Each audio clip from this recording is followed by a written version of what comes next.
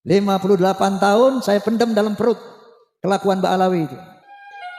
Yang saya tahu Habib dulu itu banyak tukang orkes, pemain suling Habib, pemain mandolin Habib, pemain gitar Habib, yang joget Habib juga. Pada mabuk, joget mabuk. Ini gue cerita pengalaman, Beb. Pengalaman saya nggak mau kata orang enggak, yang saya alami. Nah, itu Habib yang dulu muda mabuk itu. Beberapa tahun yang lalu ketemu saya sudah bersorban, berjubah. Tapi masih mabuk. Wallahualam. Saya main catur dengan seorang anak Habib yang diyakini waliullah. Bapaknya ini Habib Anu, nggak perlu saya sebut namanya, tapi populer di kalangan Habib. Habib Anu min jumlatil aulia, saya nggak sebutkan namanya. Ini saya cerita kisah saya sendiri, saya nggak kata orang lain. Main catur, nggak lama azan asar. Allahu Akbar, Allahu Akbar. Saya bilang, Mat, namanya Mamat. Mat, sholat dulu ya azan tuh. Alah, ngapain sholat? Itu sholat bikinan masjid gue. Ismail, yang kedua Siti Hajar, yang ketiga Sarah. 3 orang ini ahlul bait. Ketika punya anak namanya Ishak, setelah diberi anak, maka ahlul bait Nabi Ibrahim 4 orang.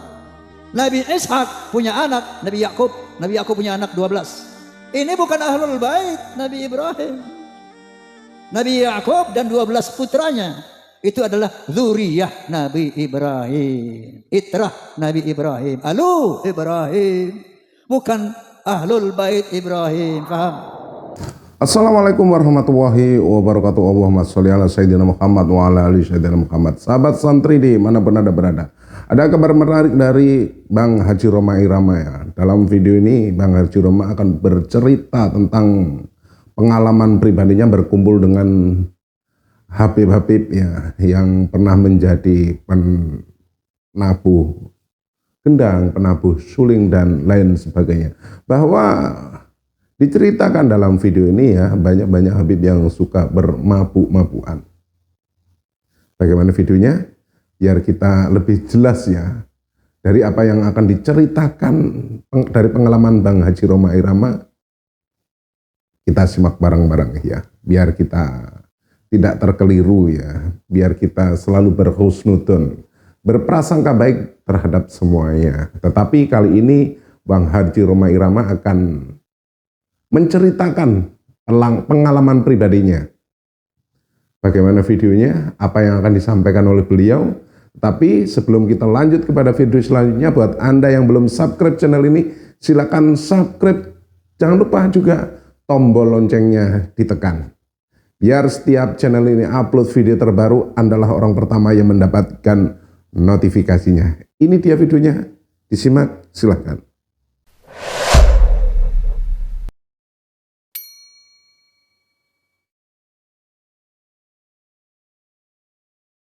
Baik, tadi sudah begitu jelas dan gamblang tujuan didirikannya PWI, dan saya rasa umat Islam bahkan bangsa Indonesia wajib mendukung PWI. Setuju? Allahu Akbar. Allahumma sholli ala Muhammad. Saya mau cerita boleh? Kenapa saya sampai satu titik hakul yakin Ba'alawi bukan turunan Nabi. Ini ceritanya panjang. Ketika saya berusia 20 tahun, waktu itu saya masih menjadi remaja masjid ya. Ada satu tabligh ceramah agama di Masjid Ar-Rahmah di Tebet Timur, Jakarta Selatan. Nanti kalau siapa yang ke Jakarta, cari Tebet Timur. Di situ ada Masjid Ar-Rahmah, masjid lama, masjid tua. Itu tempat saya nongkrong dulu masih remaja di situ. Nah, ketika ada sebuah ceramah agama di sana, adalah seorang Habib tabligh dan saya mewakili pemuda masjid waktu itu. Tabligh ini, Habib ini bilang begini, "Hei, kalau ada seorang Habib, anak Habib, dia mabuk-mabukan, dia berzina, dia berjudi, dia mencuri, jangan kata apa-apa." Ini orang Betawi nih Habibnya nih. Ojo muni opo-opo. Menengke ae ngono. Biarkan saja. Itu dia cucu Rasulullah. Dia ahli surga. Jangan dikata apa-apa, ojo muni apa-apa, menengai. Itu saya merasa terganggu dengan statement itu. Waduh, ini kayaknya bertentangan dengan al-Islam. Maka ketika giliran saya naik, saya bicara, alafu bib, anak koreksi antum. Setahu saya baca satu firman. Qala ta'ala, a'udzu billahi minasyaitonir rajim, bismillahirrahmanirrahim. Ya ayuhan nas, inna khalaqnakum min dzakari wa untha, wa ja'alnakum syu'uban wa qabaila lita'arafu. Inna akramakum indallah atqakum. Hai manusia, aku telah menciptakan kalian dari seorang laki dan perempuan. Dari sana aku jadikan kamu berbangsa-bangsa. Dari bangsa-bangsa itu aku jadikan kamu bersuku-suku. Contohnya Indonesia, bangsa Indonesia. Tidak kurang dari 700 suku lebih. Bayangkan, ada Sunda, ada Jawa, Aceh, Padang, Batak, dan banyak lagi yang lainnya. Gimana bang? Apa perintah Allah? Lita'arafu, saling mengenal. Lita'arafu, saling menghormatilah. Inna akramakum indallahi atqakum. Ketinggian derajatmu di sisi Allah bukan dari mana bangsamu, bukan dari tinggi berapa jabatanmu, bukan dari berapa banyak hartamu, tapi sebanyak apa takwamu kepada Allah Subhanahu wa taala.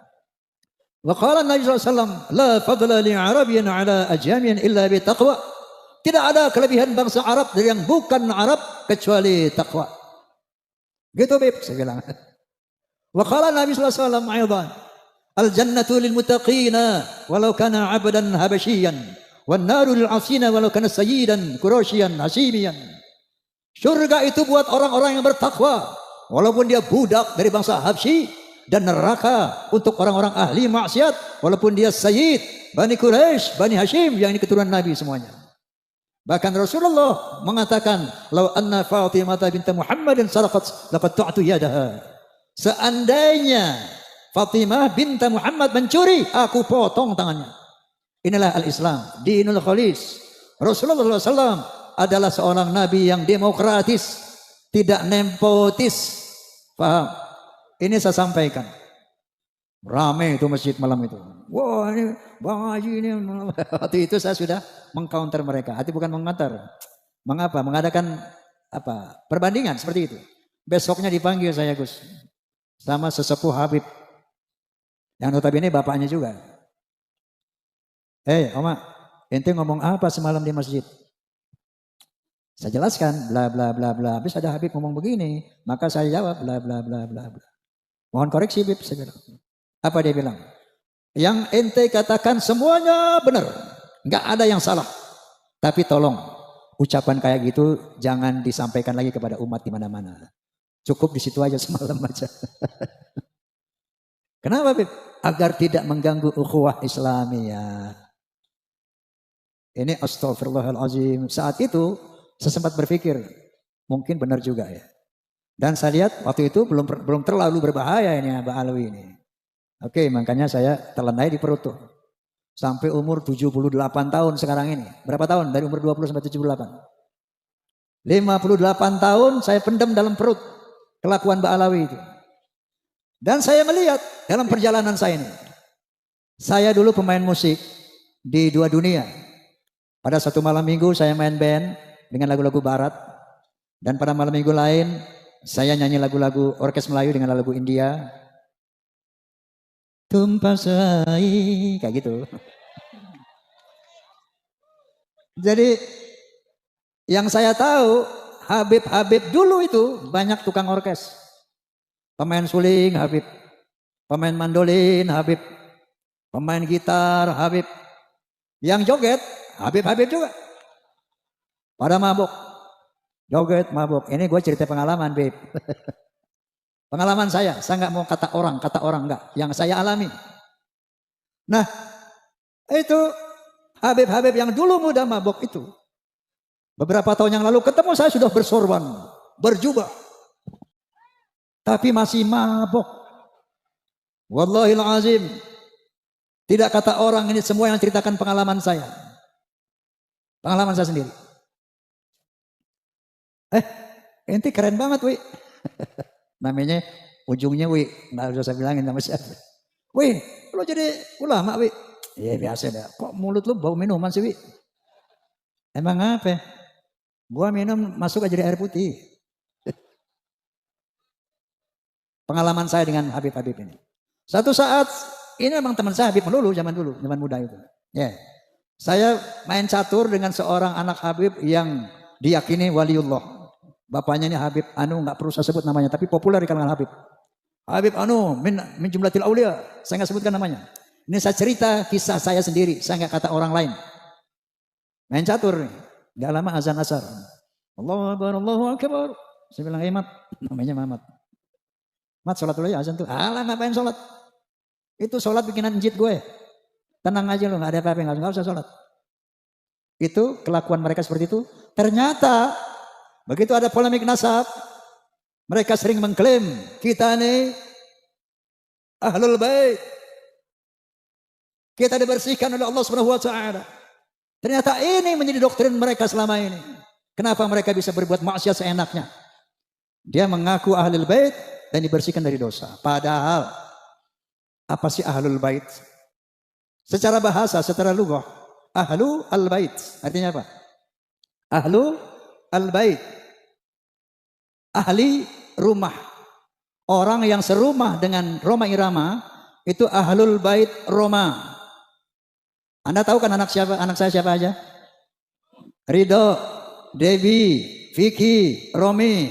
Itu bukan ahlul bait Roma, tapi dzurriyyah Roma, turunan Roma, betul. Kenapa? Karena dia tidak serumah lagi dengan Roma. Paham? Jadi ahlul bait adalah orang yang serumah dengan Rasulullah. Maka dikatakan ahlul bait Rasul itu ada 5 orang. Yang pertama istri-istri beliau. Yang kedua anak beliau Fatimah. Yang ketiga mantu beliau satu rumah, Sayyidina Ali. Yang 2 orang lagi cucu beliau, Sayyidina Hasan wa Husain. 5 orang itu ahlul bait. Adapun seandainya ada anak cucu dari Hasan, itu bukan ahlul bait lagi, tapi dzurriyyah. Paham nggak sampai di sini? Paham? Kata ahlul bait ada 3 kali disebut dalam Al-Quranul Karim. Ahlul bait Nabi Musa, ahlul bait Nabi Ibrahim, dan ahlul bait Nabi Muhammad sallallahu alaihi wasallam. Allahumma shalli. Ahlul bait Nabi Ibrahim, ketika 3 orang malaikat menyamar sebagai manusia, datang ke rumah Nabi Ibrahim alaihissalam, ingin memberikan kabar gembira bahwa Siti Sarah yang sudah berusia tua renta akan dianugerahi seorang putra. Siti Sarah ini nggak percaya, ketawa, dia dipikir ini manusia biasa yang datang, padahal malaikat. Oh, mana mungkin, saya udah tua mau dikasih anak sama Allah, dia tertawa. Qalu ata'jabina min amrillah rahmatullahi wa barakatuhu alaikum ahlal bait innahu hamidum majid. Malaikat itu berkata, "Hei, apakah kamu ragu tentang perintah Allah yang memberikan rahmat dan barokah kepada kamu ahlul bait? Innahu hamidum majid." Allah itu maha terpuji dan maha mulia. Nah, ahlul bait Nabi Ibrahim saat itu siapa? 1 Ismail, yang kedua Siti Hajar, yang ketiga Sarah. 3 orang ini ahlul bait. Ketika punya anak namanya Ishak, setelah diberi anak, maka ahlul bait Nabi Ibrahim 4 orang. Nabi Ishak punya anak, Nabi Yakub punya anak 12. Ini bukan ahlul bait Nabi Ibrahim. Nabi Yakub dan 12 putranya itu adalah dzurriyyah Nabi Ibrahim, itrah Nabi Ibrahim, alu Ibrahim, bukan ahlul bait Ibrahim. Paham? Nah, kalau Ba'alawi gini hari yang udah 1000 ngaku-ngaku ahlul bait itu adalah kocak. Ini memanipulasi Al-Quran. Makanya mereka berbuat sewenang-wenang karena di sana ada kalimat innama yuridullahu liyudhhiba ankum rijsa ahlal bait wal yutahhirakum tatheera. Sesungguhnya Allah akan membersihkan dosa-dosamu dan akan mensucikan kamu sesuci-sucinya wahai ahlul bait. Ini dia pegang, ini didoktrinkan kepada turunannya sehingga mereka merasa bebas melakukan kejahatan apapun karena mereka akan dibersihkan dari dosa dan akan disucikan sesuci-sucinya. Padahal kalau kalian baca Al-Ahzab 28 sampai 33 jelas sekali bahwa ada satu kalimat ya nisa'an nabi manja min kunna bi fasiyatin sayiatin yudha'af la adabu dhi'fain. Istri Nabi, kalau ada di antara kamu yang berbuat dosa yang nyata, azabmu 2 kali lipat. Ahlul bait itu. Walaupun kalau berbuat baik, pahalanya 2 kali lipat. Tapi berbuat dosa, kata Allah, dia fine, 2 kali lipat. Lalu Allah mengatakan kepada istri-istri Nabi yang notabene ahlul bait. Apa kata Allah? Wa qarna fi buyutikunna wa la tabarrujna tabarrujal jahiliyatil ula wa aqimna shalah wa atina zakah wa ati'na Allah wa rasulah. Jangan kalian keluar rumah wahai istri-istri Nabi ahlul bait. Yang kedua, wala tabarrujna tabarrujal jahiliyatil ula, jangan berkelakuan seperti orang-orang jahiliyah. Tegakkan salat, bayar zakat, taati Allah dan Rasul. Baru innama yuridullahu yudhiba ankum rijsa ahlal bait. Baru aku bersihkan kamu dari dosamu dan aku bersihkan kamu sesuci-sucinya. Faham? Dipelintir ayat ini sehingga dia mengaku sebagai ahlul bait dan dia bebas berbuat kemungkaran apapun sampai berani menzinahi istri orang. Ada di Malangnya begitu? Sekali lagi saya nggak mau kata orang, yang saya tahu ada. Kenapa? Dia berpegang kepada ayat ini. Na'udzubillahi min dzalik. Seperti Kiai Abbas bilang tadi. Kenapa saya mengatakan hakul yakin? Ba'alawi bukan zuriyah Nabi. Begitu saya lihat tesis Kiai Imad. Waktu itu saya masih netral. Artinya saya pengen tahu kebenarannya. Saya tunggu antitesis. Makanya saya undang dari Ba'alawi, Ketua Rabitul Alawiyah. Siapa itu? Taufik Assegaf. Enggak datang. Saya undang Lutfi bin Yahya Pekalongan, juga enggak datang. Bahkan saya undang sahabat saya, Ustadz Rizik Syihab, juga enggak datang. Nah akhirnya mereka tidak pernah berhasil sampai saat ini membuat antitesis. Itu sementara kupasan Kiai Imaduddin Utsman luar biasa. Dia seorang mujadid dunia Islam sedunia. Karena sampai saat ini tidak ada para nakobah, nasabah ya internasional yang bisa mengcounter mengantitesis Kiai Imaduddin. Subhanallah. Doakan beliau agar panjang umur. Ini perintah Allah Subhanahu wa taala kepada beliau. Hidayah Allah kepada beliau. Dari sana saya undang doktor siapa ahli biologi? Bukan, Doktor Sugeng Sugiharto. Di podcast saya dia bilang dengan kemampuan dia, ilmu dia mengatakan, Bang Haji, Ba'alawi ini mustahil keturunan Nabi. Mustahil. Dari DNA-nya, kalau Rasulullah DNA-nya itu J1. Ba'alawi ini haplogrupnya G, Bang Haji. Mustahil turunan Nabi. Jangankan turunan Nabi, Arab saja bukan. Najwa Shihab tahu? Seorang presenter terkemuka. Sudah tes DNA, hasilnya apa? Arabnya cuma 3%. Yang sekian puluh persen itu India, Kaukasus. Jangankan turunan Nabi, Arab saja bukan. Saya baca lagi itu kalau sekarang nanti pulang klik HP-nya. Apa itu? Family Tree. Family Tree genetika.com. Family Tree genetika. Klik. Keluar itu 183 Ba'alawi yang di Yaman dan di Indonesia haplogrupnya G. Bisa dibaca oleh dunia internasional. Lalu saya undang lagi Profesor Menahem Ali. Dia ahli filologi. Menyatakan bahwa yang namanya Hazar Maut itu asalnya dari nama seorang Yahudi yang hijrah ke sana bernama Hazar Mawet. Hazar Mawet akhirnya menjadi nama Hadramaut. Nah mereka itu bukan turunan Nabi Ismail. Jadi bukan bangsa Arab. Mustahil secara filologi Ba'alawi keturunan Nabi. Nah dengan rangkuman 3 disiplin ilmu inilah maka saya menyatakan di podcast saya Bismillahirrahmanirrahim. Asyhadu an la ilaha illallah wa asyhadu anna Muhammadar Rasulullah. Haqqul yaqin Ba'alawi bukan turunan Nabi. Rasulullah Muhammad.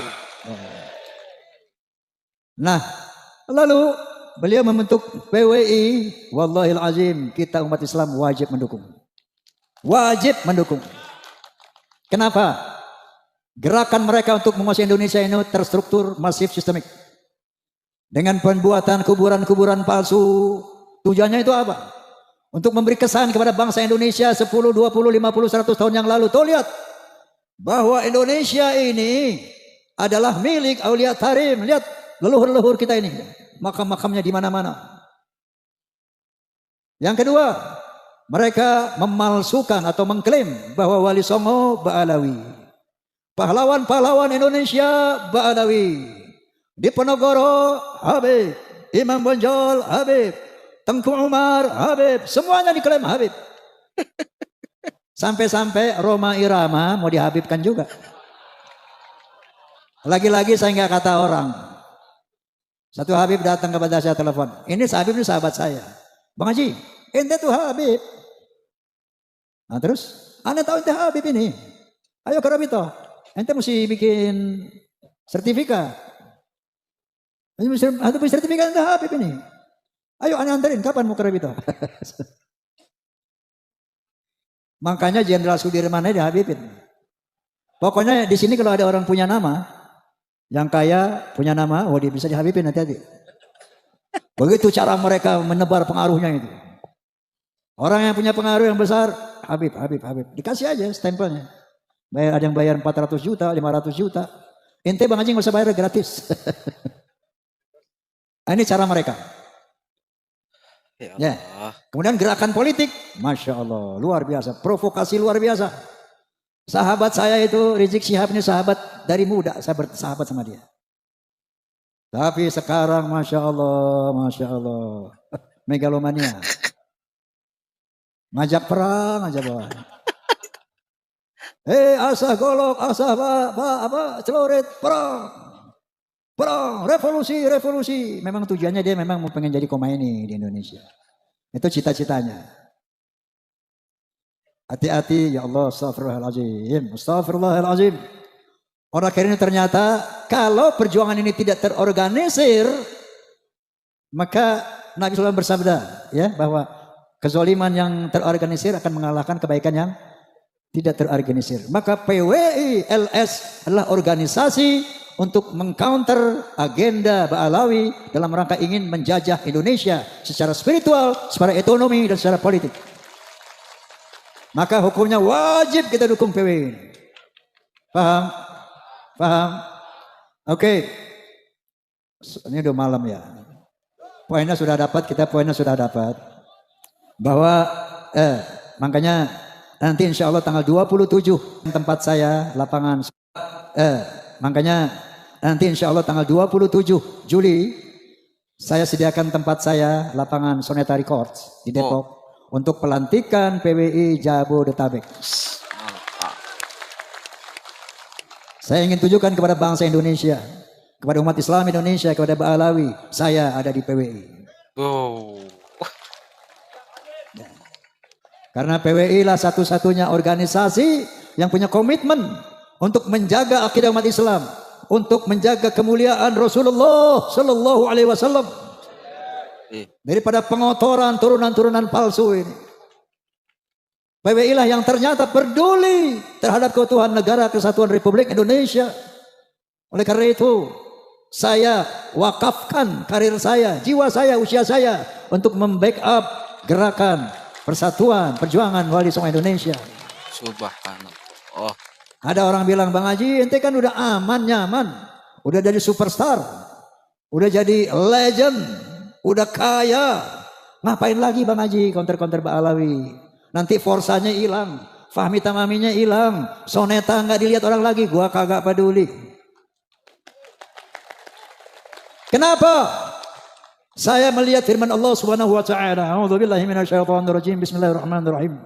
Kuntum khaira ummatin ukhrijat lin-nas, ta'muruna bil ma'ruf wa tanhauna 'anil munkar wa tu'minuna billah. Kalian hai umat Islam, umat yang terbaik yang dilahirkan dari bangsa manusia. Kenapa? Karena kalian punya konsep untuk menegakkan amar ma'ruf dan nahi munkar. Dan kalian adalah umat yang beriman kepada Allah Subhanahu wa taala. Dan Allah melanjutkan, A'udzubillahi minasyaitonir wal takum minkum ummatun yad'una ilal khair wa ya'muruna bil ma'ruf wa yanhauna 'anil munkar wa ulaika humul muflihun. Hendaklah ada di antara kamu hai umat Islam yang sungguh-sungguh menyeru kepada kebaikan, menyeru kepada hal yang ma'ruf dan sungguh-sungguh mencegah kemungkaran. Itulah orang-orang yang beruntung. Mau beruntung apa tidak? Mau beruntung dunia akhirat apa tidak? Bela PWI. Allahu Akbar. Forsa, Fahmi Tamami, Pamdi, Semua PWI harus terintegrasi solid, membela umat, menjaga Islam, menjaga marwah Rasulullah SAW, dan menjaga negara kesatuan Republik Indonesia. Oke, saya akan tutup dengan sebuah lirik yang terinspirasi dari sabda Nabi SAW. Apa kata Nabi SAW? Innama bu'ithu liutamima makarimal akhlaq. Sesungguhnya aku dibangkitkan untuk membangun akhlak yang mulia. Oleh karena itu, apa yang saya utarakan diikuti ya. Oke? Hayya hayya hayya hayya. Hayya hayya hayya hayya hayya. Hayya hayya hayya hayya. Dalam berbicara harus memakai akhlak. Di dalam berbusana harus memakai akhlak. Dalam rumah tangga harus memakai akhlak. Di dalam bernegara harus memakai akhlak. Manusia mulia hanyalah dengan akhlak. Manusia kan hina kalau tidak berakhlak. Harta dan jabatan tak menjadi ukuran. Gini bang G.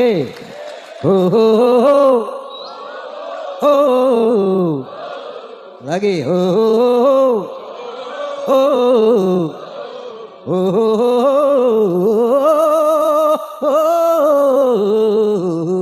Coba.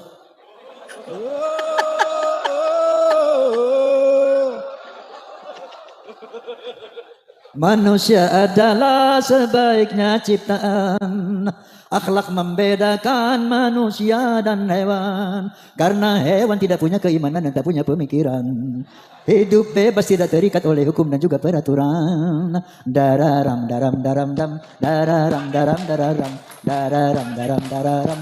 Dararam daram dararam. Wallahul muwaffiq ila aqwamit thoriq. Assalamualaikum warahmatullahi wabarakatuh. Baik, terima kasih semuanya. Apa yang sudah disampaikan oleh Bang Haji Roma Irama sudah kita simak bareng-bareng ya. Bahkan cerita dalam kehidupan Bang Haji Roma Irama tentang para habib yang mungkin dulunya menjadi peniup suling, penabuh gedang, penabuh tambol dan sebagainya. Kita pun sudah mendengarkan dengan jelas. Semoga ini bisa menjadikan kita lebih paham ya tentang seseorang itu memang mempunyai latar belakang yang berbeda-beda. Tetapi kadangkala mungkin ya apabila dulu kita mempunyai latar belakang yang mungkin yang kelam, yang mungkin ya nggak seindah dulu ya.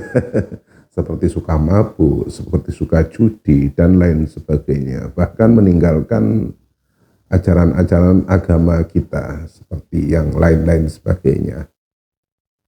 Tetapi apabila kita sudah mungkin ya menemukan jati diri kita, kita bisa berubah.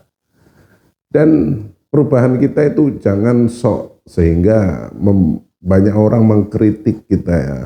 Dulu kamu seperti itu, kenapa kamu seperti itu? Namanya perubahan. Jadi mungkin ya yang dulu-dulu itu suka mabuk, suka judi dan lain sebagainya, sekarang sudah tobat. Tetapi pertobatan kita tidak harus ya, kan selalunya ada banyak ya, wah kamu itu begini. Tapi kita tidak mau berkaca pengalaman kita dulu itu bagaimana.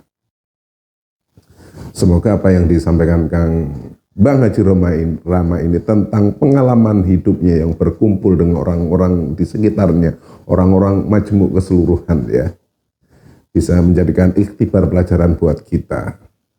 Dan buat yang suka-suka menjual nasabnya ya, atau mengaku-ngaku ya, mempunyai nasab inilah, yang itulah, yang itu. Nasab Anda nggak akan dipertanyakan di hari kiamat nanti. Yang dipertanyakan yaitu amal ibadah Anda. Sampai di sini dulu jumpa kita. Kita bisa mengambil sisi baiknya dari apa yang disampaikan oleh Bang Haji Roma Irama. Dan mungkin ada yang terkeliru mereaksi video ini saya salah dalam bertutur kata, izinkan saya mohon maaf yang tak terhingga. Akhirul kata wabillahi taufiq wal hidayah. Wassalamualaikum warahmatullahi wabarakatuh.